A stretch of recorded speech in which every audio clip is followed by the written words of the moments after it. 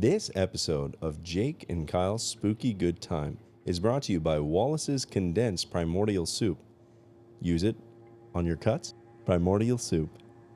Just add heat, leave it out for 2 to 3 millennia.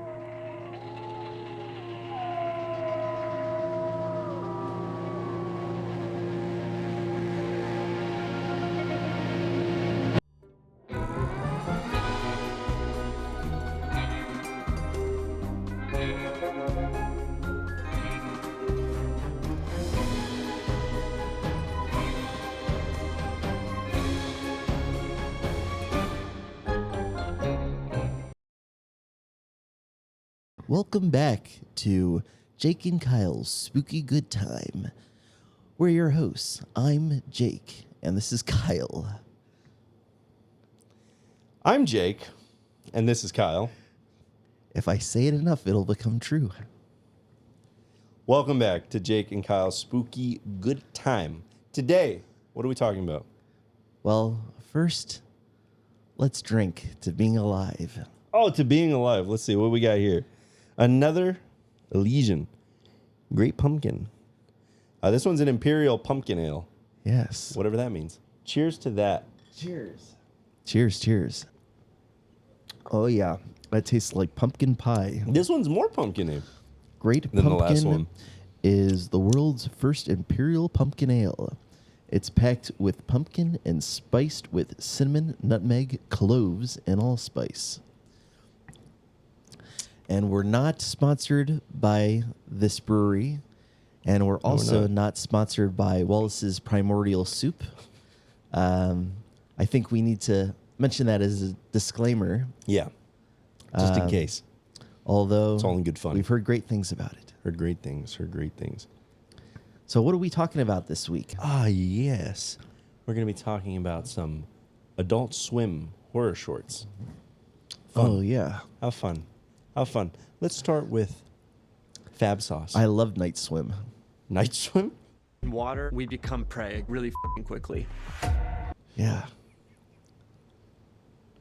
Night Swim. Yeah. Tell me about Fab Sauce, Kyle. Fab Sauce. Yes. Well, Fab Sauce is an infomercial for a sauce that tastes good on anything. So good. Wow. Elaborate. Yes. I think that's pretty much it. it's like what, 2 minutes long or something? So it's like a minute and something. It's like a minute, I think. Like a minute something. It's like a minute. Is it good on your bread? It's good on everything. It's Carrots? good on good on people. It's good on your kids. Yeah.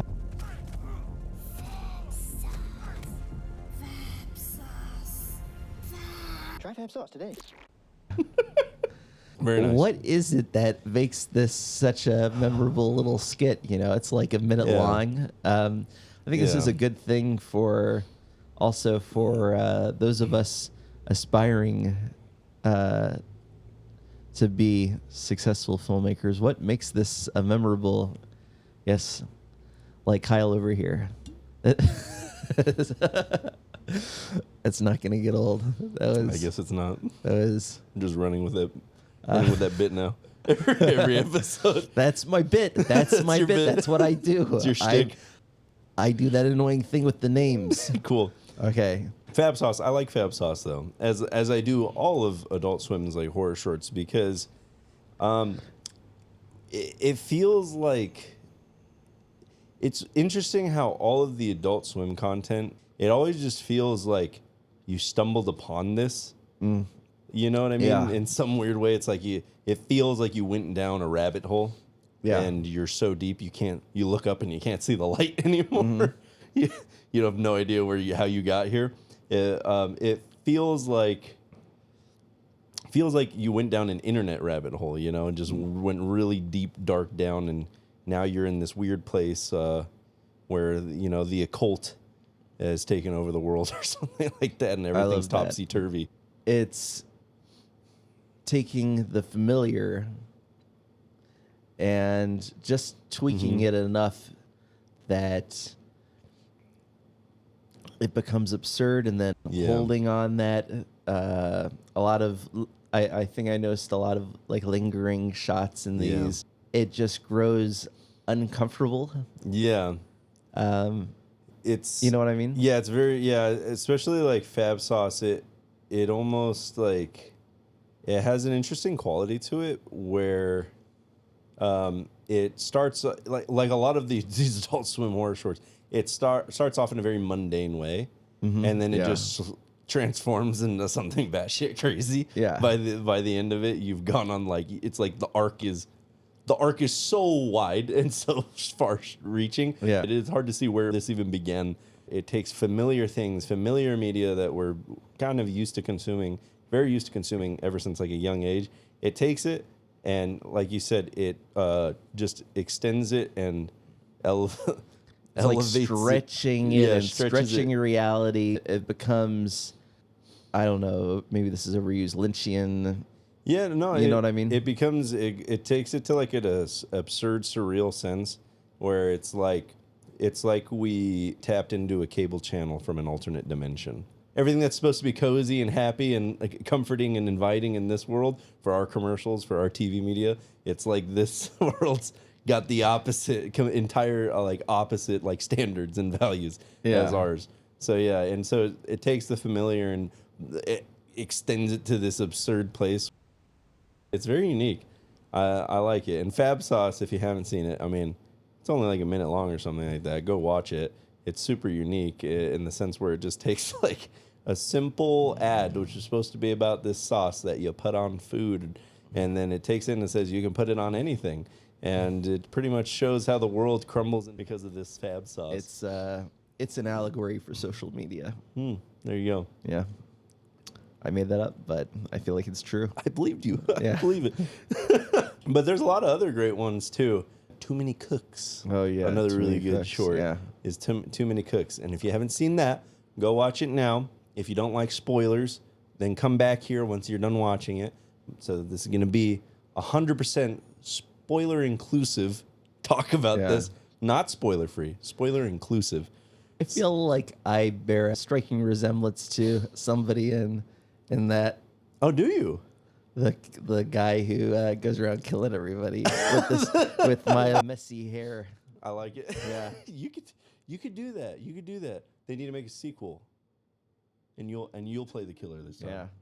That's right. Yeah, that I love the song. Too many cooks. Yeah. Too many cooks, too many cooks, too many cooks, too many cooks, too many cooks. Yeah, something like I think that. I saw somewhere that it was voted one of the catchiest sitcom songs, and it's for a sitcom that doesn't exist. Seriously, it's super catchy. Yeah. Too many It's another cooks. horror film with catchy songs in it, Oh. like The Wicker Man from last week. From last week's episode, yes. Yes, I love the song for Too Many Cooks. And like we were saying, Adult Swim, like horror shorts, takes the familiar and takes it to like a whole nother level, essentially like a perversion of it. What's supposed to be like this Full House type family sitcom. It's introducing all the characters until you get there's so many characters too. So many characters introduced, or it's not even the characters, just the actors' names, right? Introduced in front of the characters. And did you notice all these fake names? Yeah. And then it gets to the pie, and it's Pie by Lars von Trier. Lars von Trier. Yeah, you pointed that out to me. I didn't even realize that at all. Because it's 20 minutes of random gibberish names. Yeah. And then Pie by Lars von Trier. Funny. Yeah. Oh my god, yeah. And I was looking up. I went down a Reddit rabbit hole. Oh yeah, those are dangerous. Those are dangerous. Yeah. But I went down a Reddit rabbit hole and I was looking up different theories about Too Many Cooks. Yeah. Do you know what sort of like the theme and messages behind here that they were trying to send? Because I find it to be very simple but very effective and interesting. Any idea? No, because I do not examine things in Great. any deep level. Great. Yes. So, Too Many Cooks I went down the Reddit rabbit hole. What people were saying is that essentially Too Many Cooks was the director slash writer. I can't remember his name right now, unfortunately, but you can go look it up.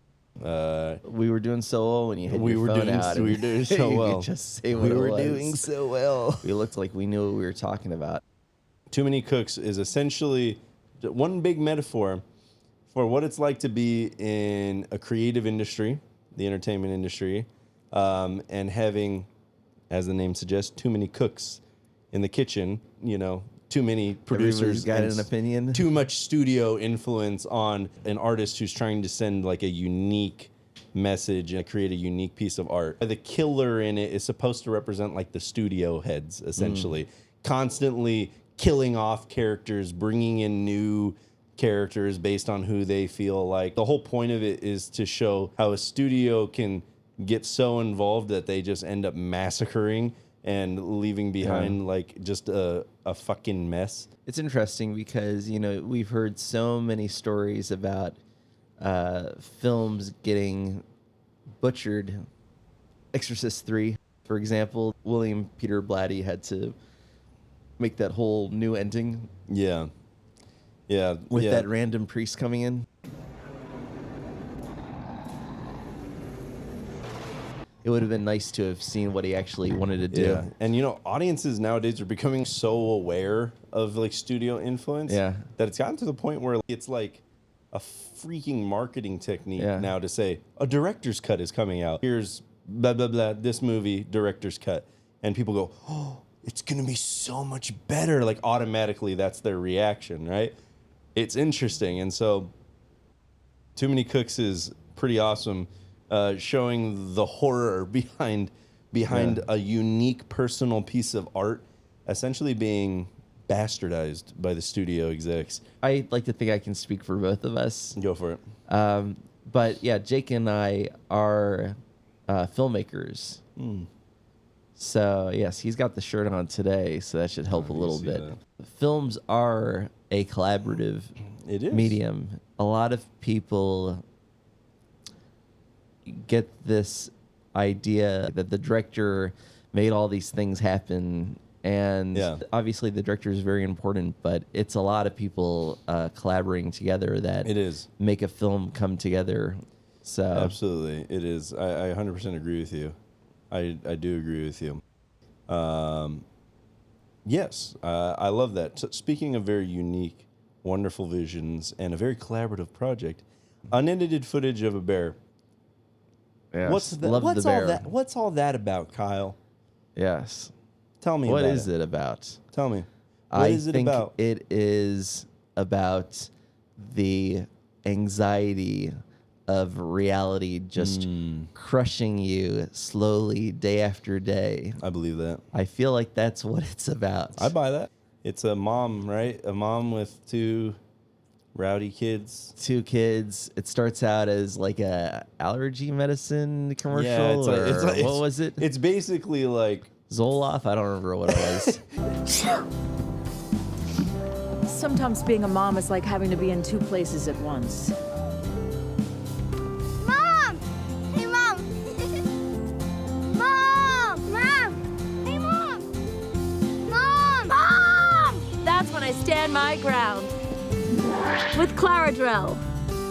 Claradrel targets where you're most vulnerable, acts immediately, and lasts indefinitely. Claradrel is the name of it in the short, Claradrel. And so it starts off as this infomercial for Claradrel, which, by the way, it's got that a hilarious long list of side effects. Oh, yeah. Where it mentions, like, you know, you might have, like, these horrible, like, violent episodes and everything like that, which, foreshadowing, you know, is exactly what happens to this woman, right? Yeah. Who essentially takes Claradrel, feels great, starts going home. Only we know, you know, it doesn't draw attention to it. But if you notice, her kids are not in the car, right? Yeah. Her kids are not in the car, but she's like smiling and happy and in complete bliss, right? Until she like. She comes across her doppelganger, right? Mm-hmm. And she comes across her doppelganger in like the middle of the suburbs, and her doppelganger. As one does. As one does. You come across your doppelganger. Doppelganger. I got a doppelganger. You come across your doppelganger.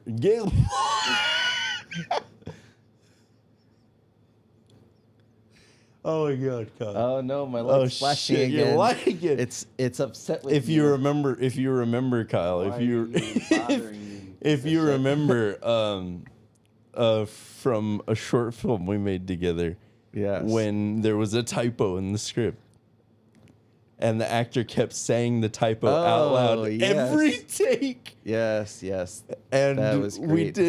did the first cold read, and everyone was confused because Kyle and I couldn't stop laughing for like 5 to 10 minutes straight, on and off throughout the entire script, That trying was to so take funny. a very serious story we made, Yes. very serious. It was like Ron Burgundy, you know. And like the whatever you teleprompter. type down, he'll read, right? He'll read it. That's what happened. It was supposed to be What was it? I don't Was remember. it big? And remember, he said, "What is big?" What is big? That was it. What is big? Look. In all fairness, It was our fault. It was my fault. It was my fault. But And also, he memorized his lines. he remembers his line. And the first take, though, on set, even though we changed it, the first take on set, instead of saying, "Was it big?" he said, "What is big?" He probably spent a long time practicing those lines. And- We shouldn't have laughed. It was just. I- It was it just wasn't funny. even his- no, it wasn't. it's not it wasn't even- him. It he was was- the line. It That was the it. line. It was the It was line. the line was funny. And he couldn't understand why every time I laughed when he said that line. And I'm like, I'm sorry, you're good. I'm like, you're doing a fantastic job. Yeah, But I that's the shouldn't thing get to past clarify. what is It's like, big. it wasn't him. It was the line. Mm-hmm. If anybody said the line, it would have been funny. So she comes across her doppelganger in the middle of the suburbs, As one does. as one does. And as it happens, regularly, the doppelganger runs at her, starts sprinting at her, essentially beats her to death or some shit like that. Almost. Almost to death, leaves the her in the middle edge of the road. of Yeah, death. leaves her in the middle of the road and then drives off. By the way, this predated us. It did predate us. So, you know what that means. Before doppelgangers were popular. Shout out to another Popular. good doppelganger movie, Popular, yes. Enemy. Yes. Highly recommend that one. Yes. Jake Gyllenhaal, great doppelganger movie. And very yellow. Yes, very, very the sepia-toned yellows Yeah. in that movie for sure. Too Many Cooks has a logic to it. Yeah. If that sounds strange, it has a logic to it.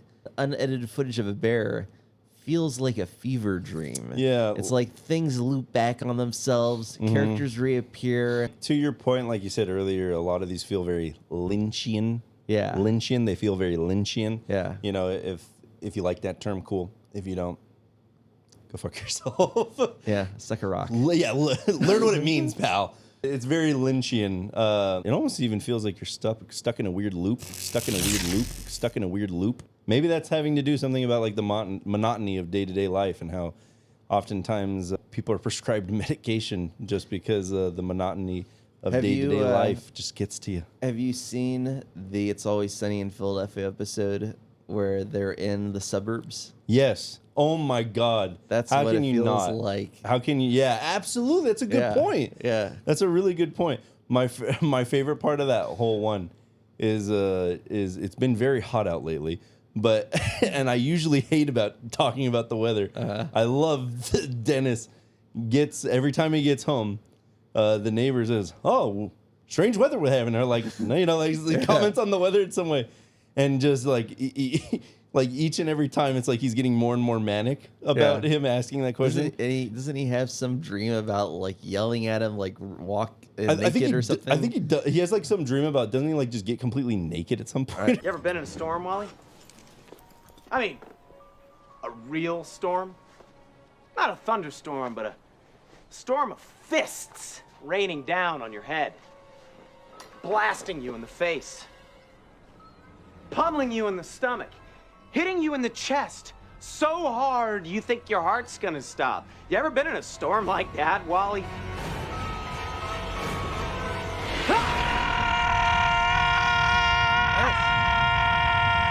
Dennis! That's a really good, actually. That's a good point and a good reference. That episode's so good.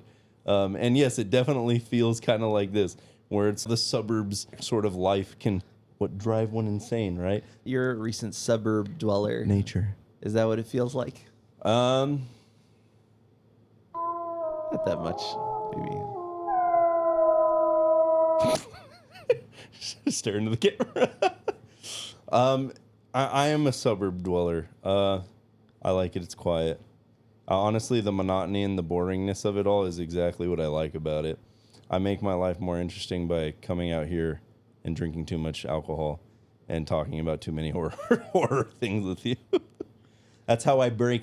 That's how I break my pace. That's how I break my routine. What do you do to break your routine, Kyle? Take Claridril? I go into a place I call the Pit. It's my quiet place.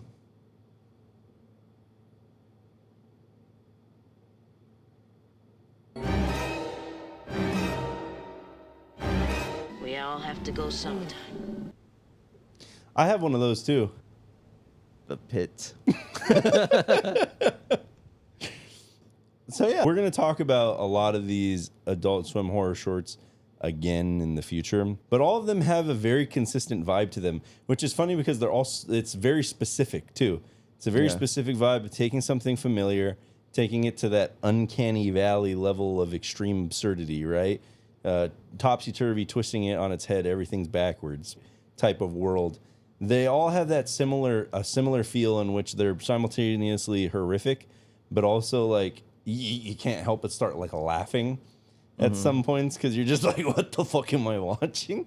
Pretty much. It's interesting how they have such a consistent brand for these horror shorts in the sense that it's like, Even though different people have made them. yeah, even though different people have made them. And the interesting thing is they're all unique in their own way. Yeah. But they all also feel on brand in the sense that it's like It's this sort of these familiar things. uncomfortable, uncanny valley, anti-humor. Exactly. Yeah. Exactly.